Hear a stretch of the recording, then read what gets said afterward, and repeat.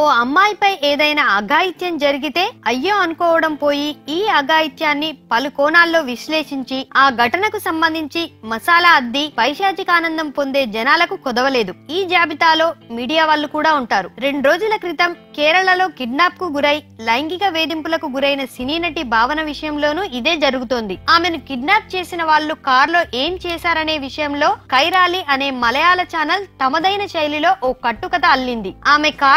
ఆమె మీద కార్లో అత్యాచారం జరిగిపోయినట్లు వార్త తయారు చేసింది. అత్యాచారం చేసి దానికి సంబంధించిన వీడియోలు, ఫోటోలు తీశారంటూ అత్యుత్సాహంతో కథనం ప్రసారం చేసింది. దీనిపై మలయాళ సినీ పరిశ్రమతో పాటు అక్కడి సామాన్యులు కూడా తీవ్ర స్థాయిలో మండిపడుతున్నారు. మామూలుగా లైంగిక వేధింపులకు సంబంధించిన కేసుల్లో బాధితురాలి ఐడెంటిటీని చూపకూడదు. అయితే భావన సెలబ్రిటీ కాబట్టి ఈ వార్తను ముందు వెనక చూడకుండా ప్రసారం చేస్తున్నారంతా. అయితే మరీ ఇలా దిగజారిపోయే అత్యాచారం అంటూ కట్టుకథలు ప్రసారం చేయడం దారుణం. అన్ని వైపుల నుంచి ఆ ఛానల్ మీద తీవ్ర స్థాయిలో విమర్శలు కురవడంతో యాజమాన్యం స్పందించింది, క్షమాపణలు చెప్పింది. అయినప్పటికీ ఛానల్ మీద విమర్శల జడి ఆగట్లేదు. మరోవైపు భావన కిడ్నాప్ కేసు అనేక మలుపులు తిరుగుతోంది. ఈ కిడ్నాప్ వెనుక ఓ హీరో ప్రమేయం ఉన్నట్లు అనుమానిస్తున్నారు పోలీసులు. అతడిని విచారించే పనిలో కూడా ఉన్నారు.